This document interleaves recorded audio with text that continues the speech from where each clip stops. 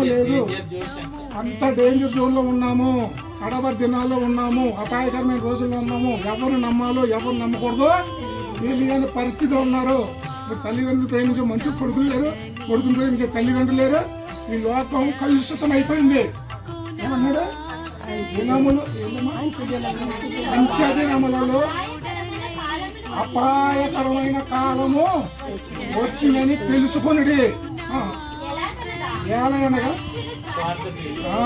మనుషులు స్వార్థం, మనిషికి స్వార్థం వచ్చిందంటే దేవుడు మీ దగ్గర ఉన్నాడు. ఇది ఎవరైనా సరే, నేనైనా సరే, నువ్వైనా సరే, మనల్ని అంతా దేవుని స్వరూపంలో మనల్ని సృజించుకున్నాడంటే పుట్టించుకున్నాడు. మనం పుట్టినప్పుడు సంతోషిస్తాం, చనిపోయినప్పుడు ఏడుస్తుంటాం. మనం ఏడుపు అనేది దేవుడు నిరీక్షణ కలిగి ఉన్నప్పుడు ఏడుపు అనేది ఆ యొక్క ప్రేమ అంటే ఆ యొక్క భౌతికంగా మనం అందరూ కలిసిమెలిసి ఉన్నాం కాబట్టి ఆ వ్యవహారాలని ప్రేమ ఉంటుంది కాబట్టి అలా జీవిస్తుంటాం అన్నమాట. దేవుని ప్రణాళిక ఏమైనదంటే మానవుని సృష్టించింది ఎందుకంటే మనందరినీ కూడా ఆయన మహిమపరచుకోవడం కోసమే మనల్ని సృష్టించాడు తప్ప ఈ లోక సంబంధమైన ఆశలు ఇష్టానుసారంగా జరగడం ఎన్నుకుని తన స్వరూపంలో మనల్ని సృష్టించాడు. దేవుడు మనల్ని సృష్టించాడు. ఎలా సృష్టించాడు? ఆదికాండము 2వ అధ్యాయము 27వ వచనం ఏమంటాం చూడండి. ఆదికాండము సరిపోతుంది. కానీ దేవుడు సమకూర్చి ఇక్కడ కూర్చోబెట్టాడంటే దేవుని వాక్యం వినడానికి, వాక్యంలోని సత్యం తెలుసుకోవడానికి మనల్ని దేవుడు ఇక్కడ పిలిపించుకున్నాడు. మనల్ని అంతా దేవుని స్వరూపంలో మనల్ని సృజించుకున్నాడంటే పుట్టించుకున్నాడు, ఆశీర్వదించను. దేవుడు ఏం చేశాడంటే మనల్ని స్త్రీగాను పురుషునిగాను సృష్టించి ఈ భూమి మీద జీవనము కొనసాగించనని దేవుని యొక్క ప్రణాళిక. మీకు అర్థమైన విషయం, మన ఇష్టాసంగా పుట్టేశారు, నాకు కొడుకు పుట్టాడు అని ఆడితో సంతోషం, అమ్మాయి పుట్టిందని వీటితో సంతోషం కాదు. దేవునితో గడపాలనేది. ఏమన్నాడు? నరుని సృష్టించి స్త్రీగాను పురుషునిగాను సృజించాను, ఆశీర్వదించాడు. ఇంకా కొంచెం మంది వెళ్తాడికి ఈ లోకాన్ని భూమిని సేద్యం చేసుకుని శుభ్రంగా పండించుకుని సుఖజీవనం చేయమన్నాడు అన్నమాట. అయితే దేవుని ప్రణాళిక, ఆయన ప్రణాళికను, ఆయన మార్గాలను విడిచిపెట్టి ఆ రోజు అవ్వాదం చేసిన పొరపాటు ఈ రోజు వరకు కూడా మన పాపము మనల్ని వెంటాడుతుంది. ఆ వెంటాడిన దాని నుంచి బయటికి రావాలని దేవుని సంకల్పం ఏమైందంటే ఆ పాపంలో నుంచి మనం విడుదల చేయాలని దేవుని యొక్క ప్రణాళిక. ముందు అందరినీ కూడా పరిశుద్ధులుగానే మంచిగానే చేశాడు. దేవుడి సృష్టిని అన్ని మంచిగానే చేశాడు. ఆకాశాన్ని, భూమిని, సమస్త సృష్టిని కూడా దేవుడు ఏం చేశాడు? అంతా మంచిగానే చేశాడు. కాకపోతే మన వంకర బుద్ధులు మన సరిగ్గా లేక మన జీవితాన్ని పాడు చేసుకున్నామని చెప్తాడు అన్నమాట. దావీదు ఏమంటాడు? తల్లి గర్భంలో నేను తల్లి గర్భంలో నేను పిండంలోనే నేను, దేవుడు ఏమంటాడు? నిన్ను నేను ఎరిగి ఉన్నానంటాడు. ఏమంటాడు? నువ్వు గర్భములో పిండము ఏర్పరచక ముందు నేను ఎరుగుతున్నా. అంటే పిండం అంటే ఒక భార్య. దేవుడు మన పట్ల ఎంత ప్రణాళిక కలిగి ఉన్నాడో, ఎట్లా అనగా తన ప్రియుని యందు ఆయన మనకు ఉచితముగా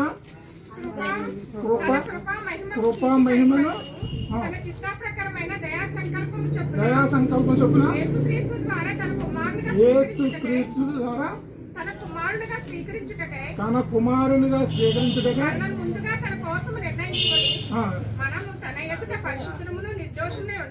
చూసారా ఏమన్నాడా? పరిశుద్ధులుగాను నిర్దోషులుగాను ఉండవలనన్నది జగత్ పునాది వేయక ముందే, అంటే ఈ భూమి పుట్టక మునిపే, జగత్ పునాది వేయక మునిపే నీ గురించి ఒక ప్రణాళిక కలిగి దేవుడు ఉద్దేశం కలిగి ఉన్నాడు మన పట్ల. చూసారా ఎంత ఉన్నాడు? ఎలా ఉండాలని? పరిశుద్ధంగా ఉండాలని, నిర్దోషులుగా ఉండాలని. ఇప్పుడు అయ్యారు అన్నారు, మనం పరలోకం చేరాలంటే పాపము అసహించుకోవాలి. దేవుడు పరిశుద్ధుడు కనుక మనం కూడా పరిశుద్ధంగా ఉండాలి. ఆయన సంకల్పం ఏంటంటే ఆయన పరిశుద్ధంగా జీవించాడు కాబట్టి నువ్వు కూడా పరిశుద్ధంగా జీవించమని చెప్తున్నాడు. కానీ మన పరిశుద్ధతను త్రోసివేసి మన ఇష్టానుసారమైన జీవితం జీవించి దేవునికి విరోధంగా చేసి పాపమును అంటబెట్టుకుని మనం జీవిస్తున్నప్పుడు పరలోకానికి వెళ్ళగలుగుతాం? ఈ లోకంలో అన్నీ ఇచ్చాడు. ఏది తినాలో ఏది తినకూడదు అన్నాడు కదా. జ్ఞానం గురించి అయ్యగారు చెప్పారు. ఎపిసోడ్ రాసిన పత్రిక 1వ అధ్యాయము 5వ అధ్యాయం 15వ వచనం ఏమంటది? అమ్మ దినములు అంటే ఇప్పుడున్న పరిస్థితులను బట్టి చెప్తున్నాడు. దినములు చెడ్డవి కనుక సమయమును పోనీయక సద్వినియోగం చేసుకుని జ్ఞానం లేని వారికి కాకుండా జ్ఞానం గల వాడి వలె నడుచుకొనుడు అని జాగ్రత్తగా చూసుకొనుడి. ఏమన్నాడు తెలుసా? దినములు చెడ్డవి, భయంకరమైన రోజు. ఇప్పుడు అన్న డ్రగ్స్ గిగ్స్, ఇప్పుడు ఇదివరకు అంటే తాగడంటే పెద్ద గొప్పగా చెప్పున్నాడు. మేము భీమాల్లో చూస్తుంటే అంత ఏంటంటే డ్రగ్స్, భయంకరమైన డ్రగ్స్. తాగాడంటే తల్లి నేలనేసి పడుతున్నాడు, గవర్నెస్ అంటే వాడిది కాదు తప్పు, వాళ్ళలో ఉన్నవాడు మొత్తం అటువంటిది. అటువంటి పరిస్థితుల్లో గవర్నెస్ కూడా తల్లిదండ్రులు పోలీసులు మొత్తం మేమేం చేస్తాం? అలాంటి పరిస్థితులు ఉన్నాం. అందుకే దినములు చెడ్డవి గనుక సమయమును పోనేక సద్వినియోగం చేసుకోమన్నాడు. కీర్తనకారుడు ఏమంటాడు? 1వ అధ్యాయం 2 ఏమంటాడా? దుష్టుల ఆలోచన చెప్పున నడవక, పాపులు మార్గము నిలవక, అపహాసకులు కూర్చుని చోట కూర్చునగా, యెహోవా ధర్మశాస్త్రమును ఆనందించు దేవారాత్రులు వాక్యము ధ్యానించేవాడు ఎవరు ధన్యులు? దేవారాత్రులు వాక్యాన్ని ధ్యానించాలి, అంతేగాని పరలోకాన్ని ఊరికి వెళ్ళిపోరు. పరలోకానికి వెళ్ళాలంటే ఒక క్రమం ఉంది, ఒక పద్ధతి ఉంది. అంతేగాని పాస్టర్ గారు ప్రార్థన చేసినంతరాన, ఎవడో సందాలు వేసినంతరాన, లేకపోతే నువ్వేదో రోజు గుడికి వెళ్ళిపోయినంతరాన రాదు. అది క్రమం, వెళ్ళాలి. అది సేవకుడు ఏం చెప్తున్నాడు? చెప్పింది వినాలి, దాని ప్రకారంగా నడుచుకోవాలి. ఇప్పుడు అన్నారు అయ్యారు అందరూ క్రైస్తవులు చెప్పుకుంటున్నారు, కానీ ఎవరు నడుస్తున్నారు? ఆయన మార్గంలో ఎవరు నడుస్తున్నారు అది క్వశ్చన్ వేసుకోవాలి. మనం ఎంతవరకు ఉన్నామో మన ఆత్మ పరిశీలన చేసుకున్నప్పుడు మనకి కొన్ని బయటపడతాయి. కాబట్టి మనం ఏమన్నాడు? జగత్తున్నది ఏకముందే నీకు ఒక ప్రణాళిక దేవుడు నీ పట్ల కలిగి ఉన్నాడు. ప్రతి ఒక్కరికి పట్ల నాకేముంది, దేవుడు నన్ను విడిచిపెట్టేశాడు, నన్ను వాడుకోవడం అని చెప్పుకుని మనమే దిగజారిపోతున్నాం. కానీ ప్రతి వారి పట్ల ఆయనకు ఒక ప్రణాళిక ఉంది. అబ్రహాము దేవుడు, ఇస్సాకు దేవుడు, యాకోబు దేవుడు, వాళ్ళందరూ కూడా వాళ్ళ యొక్క ప్రార్థనా శక్తిని బట్టి వాళ్ళని ఏర్పరచుకున్నాడు. నిన్ను నన్ను ఎందుకు ఏర్పరచుకోడు? మనము దేవునిలో నిలబడి దేవుని మార్గంలో నడిచినప్పుడు దేవుడు నిన్ను చేయి పట్టుకు నడుస్తాడు. పరిశుద్ధంగా జీవించాలి, నిర్దోషంగా ఉండాలి. కానీ ఇప్పుడున్న పరిస్థితులు ఎలా ఉన్నాయి? భయంకరమైన వాతావరణం కమ్ముకుంటూ మన చుట్టూ తిరుగుతుంది. కాబట్టి జాగ్రత్తగా ఉండండి అన్నాడు. తిమోతి రాసిన 2వ పత్రిక 3వ ఏముంటది? ఇప్పుడు ఏం తినాలి? అంచె దినాలలో అపాయకరమైన కాలము వచ్చునని తెలుసుకొనుడి. ఏమంటాడు? అపాయకరమైన రోజు అంటే ఎక్కడ క్షేమము లేదు, ఎక్కడ కూడా క్షేమం, అంత డేంజర్ జోన్ లో ఉన్నాము, కడవరి దినాల్లో ఉన్నాము, అపాయకరమైన రోజుల్లో ఉన్నాము. ఎవరు నమ్మాలో ఎవరు నమ్మకూడదో తెలియని పరిస్థితులు ఉన్నారు. ఇప్పుడు తల్లిదండ్రులు ప్రేమించే మనుషులు కొడుకులు లేరు, కొడుకుని ప్రేమించే తల్లిదండ్రులు లేరు. ఈ లోకం కలుషితం అయిపోయింది. ఏమన్నాడు? దినములు ఏందమ్మా? అంచె దినములలో అపాయకరమైన కాలము వచ్చినని తెలుసుకొనుడి. ఎలాగనగా మనుషులు స్వార్థం, మనిషికి స్వార్థం వచ్చిందంటే దేవుడు నీ దగ్గర ఉన్నాడు. ఇది ఎవరైనా సరే, నేనైనా సరే, నువ్వైనా సరే, ఈ లోకం ఎవరైనా సరే, స్వార్థ ప్రియులు, డబ్బు సంపాదించాలనే కోరిక, తన అపేక్ష, బెంకములాడు వారు, ఒకరినొకరు పోట్లాడుకున్నారు, అహంకారులు. నాకేంటి? ధనవంతుడు ఏమనుకోడా? ఎంత సంపాదించుకున్నాను, నాకేంటి, ఇదే స్వర్గం అనుకున్నాడు. ఎక్కడికి వెళ్ళి లాస్ట్కి నీళ్ళ కోసం అడిగాడు. చూసా, ఆ పరిస్థితి రాకూడదని దేవుడు జగత్ పునాది వేయకముందే నిన్ను రక్షించాలని తన యొక్క దయా సంకల్పం బట్టి కృప ఆయన మన పట్ల చూపించాడు. కాబట్టి నిన్ను ఆ ఉగ్రత నుంచి తప్పించాలని దేవుడికి తప్ప నీకు నాకు తెలియదు. కానీ తెలిసినా కానీ మన మార్గంలోకి వెళ్తాను. ఇప్పుడు అన్నట్టు అన్నీ తెలుసు, చచ్చిపోతామని తెలుసు, పుడతామని తెలుసు, బ్రతుకుతామని తెలుసు. కానీ ఆ భయంకరమైన ప్రమాదాన్ని నుంచి తప్పించుకోవాలంటే నీ వల్ల నా వల్ల కాదు. చచ్చిపోయిన వాళ్ళు అందరూ పరలోకం వెళ్ళారా లేకపోతే నరకానికి వెళ్ళారా అనేది ఎవరు చెప్తారు? అదంతా దేవుడు నిర్ణయిస్తాడు. అయితే ఈ పరిస్థితి చదవము కొంచెం. అహంకారులు, దూషకులు, తల్లిదండ్రులకు అవిధేయులు, కృతజ్ఞత లేనివారు, అపవిత్రులు, అనురాగరహితులు, అతిద్వేషులు, అపవాదకులు, అజితేంద్రియులు, క్రూరులు, సజ్జన ద్వేషులు, ద్రోహులు, మూర్ఖులు, గర్వాంధులు, దేవుని కంటే సుఖం అనుభవించాలనే కోరిక వాళ్ళు పుట్టింది కాబట్టి పైకి భక్తి గలవారుగా ఉండి దేవుని యొక్క శక్తిని పొందుకోలేకపోతున్నారు మనుషులు. ఇవన్నీ చూసుకుని నాకేంటి మనం ఇవన్నీ అనుకుని దేవుని శక్తిని అన్ని బాగానే ఉన్నానని చెప్పుకుని ఏమన్నారన్నా పైకి భక్తి గలవారు ఉండి దేవుని శక్తి అంటే నువ్వు ప్రార్థన చేస్తే ఏలియా ప్రార్థన చేస్తే ఆయన గొప్ప కార్యాలు జరిగినాయి. ఆయన కూడా మనలాంటి మానవుడే, మానవ స్వభావం గలవాడే. ఆయన ఎందుకు ఒక కార్యం చేయాలంటే అలాంటి పరిస్థితిలో ఉన్నాడు. నేను చెప్పేది ఏంటంటే మనం పరిశుద్ధంగా జీవించాలంటే దేవుని మార్గంలో నడవాలి. దేవుని మార్గం అంటే ఏంటంటే దేవారాతులు వాక్యం చదవాలి, వాక్యానుసారంగా దేవుడు ఏం చెప్తున్నాడో ఆ పరిశుద్ధతను మనం సంపాదించుకోవాలి. ఎవరో నేను అనేది ఏంటంటే ఎవరిని విమర్శించడం కాదు, మన హృదయ స్థితిని నేను మాట్లాడి అందరికీ గుచ్చుకుంటాయి. ఎందుకంటే గుచ్చుకోవాలని చెప్తారు. ఎందుకంటే వాక్యం గుచ్చుకుంటేనే ఇది ఆశీర్వాదాలు వస్తాయి మీకు, లేకపోతే నీ కొడుకు పెళ్ళి అవుతుంది, ఇల్లు కట్టుకుంటే ఏంటంటే మొల చెట్టు ఎక్కించినట్టు. ఒక వ్యక్తి మారాలంటే ఒక పుండు తగ్గాలంటే ఆపరేషన్ చేయాలి. ఆపరేషన్ చేస్తే పుండు పిండితేనే అప్పుడు కట్టుకడితేనే ఆ గాయం కట్టాడుతుంది. అంతేగాని దాని మీద మనం పూత పూసేసి మన ఇష్టం చేసిన తర్వాత డేట్తో కూర్చుంటాడు. మనము సేవకుడు ఉన్నట్టుగా బోధించినప్పుడు మనం ఏం చేస్తున్నాం, సంఘానికి వెళ్తున్నామంటే ఆదివారం భక్తి, ఏదో శుక్రవారం భక్తి, ఈ భక్తి కాదు, భక్తిలో శక్తిని ఎంత పొందుకున్నావో తెలుసుకోవాలి. ఎవరో యోబు అంటాడు, నీ భక్తి నిన్ను ధైర్యం పుట్టించటం లేదా అంటాడు. మన చేసే భక్తి మనకు ధైర్యం పుట్టించాలి. రాష్ట్రంగా చేస్తాడు, అందరూ చేస్తాడు ఆయన. ఎందుకంటే మీ మీద ఒక బాధ్యత పెట్టుకున్నాడు కాబట్టి అందరికీ బాధ్యత చేస్తాడు. నీ భక్తి ఇది. నేను సినిమాలు చూస్తానండి, నేను ఇదంటాను అర్థం చేసాడంటే అవదు. మన భక్తి మనకి ధైర్యం పుట్టించాలి. నేను ప్రార్థన చేస్తే దేవుడు నా మాటలు వింటాడు, నాకు కార్యం జరుగుతుంది అనే పట్టుదల మనం ఉన్నప్పుడు దేవుడు మన పక్షాన ఉంటాడు. అలా జీవించాలి. అలా జీవించినప్పుడే నీ మాట వింటాడు. అంతేగాని సినిమాలు చేస్తాను ప్రార్థన చేశానంటే అవదు. కాబట్టి మనం పరిశుద్ధంగా జీవించాలంటే ఆయన మార్గాన్ని విడిచిపెట్టుకోవాలి. ఫస్ట్ దేవుని రాజ్యంలోకి వెళ్ళాలంటే మనం ఏం చేయాలంటే మనము మన పాపాలను దేవుని సన్నిధిలో ఒప్పుకోవాలి. యోహాను రాసిన పత్రిక 1:9 ఏముంటుంది, మన పాపములను మనము ఎవరి పాపాలు ఎవరు ఇవ్వాలి, అంతేగాని భక్తులు నువ్వు ఒప్పుకోకూడదు.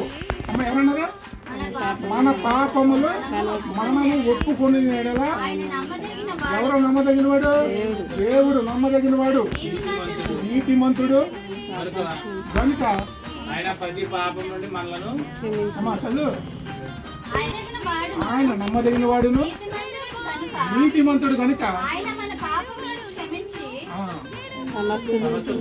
సమస్త దుర్నీతి నుండి నిన్ను నన్ను పవిత్రపరిచే శక్తిమంతుడు ఎవరంటే యేసు క్రీస్తు రక్తంలోనే విడుదల ఉంది.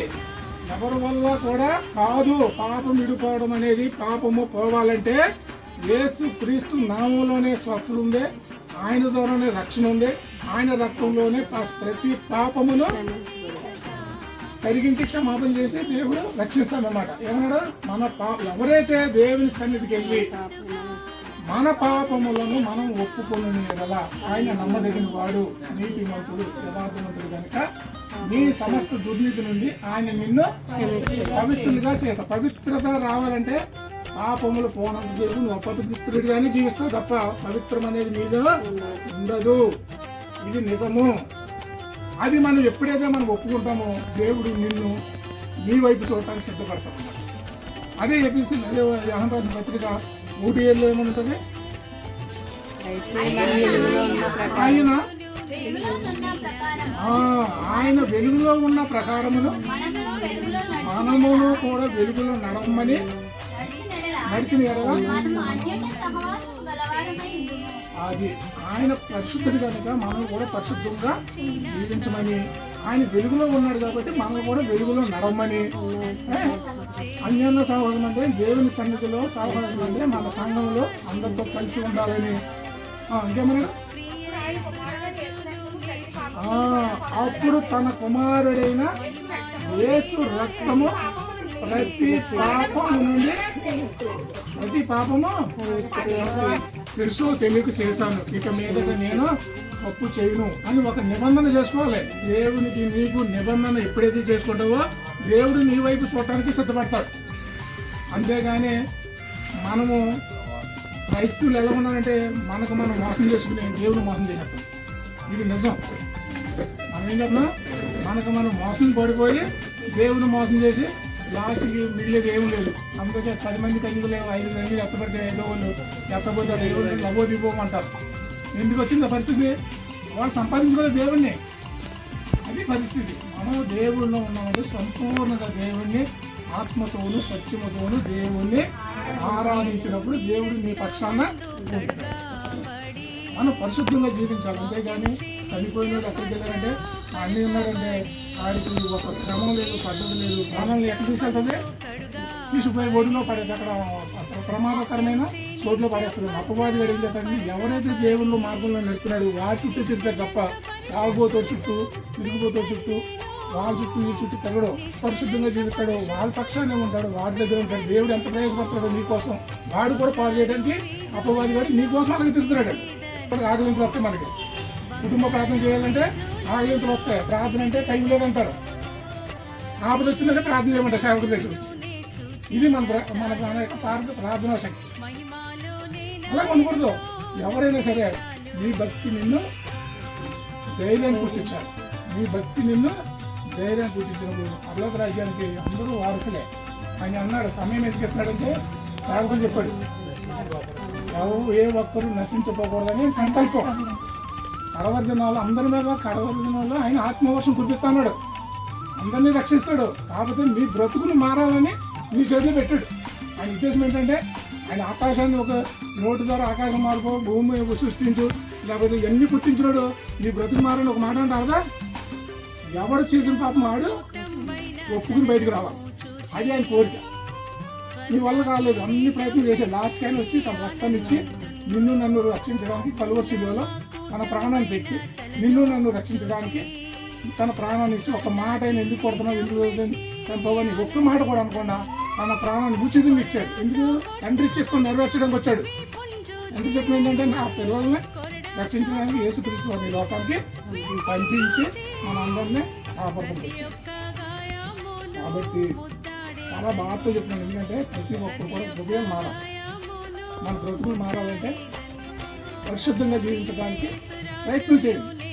అందరికీ ఉంటుంది. లోకం అంతా కూడా కలుషితం అయిపోయింది.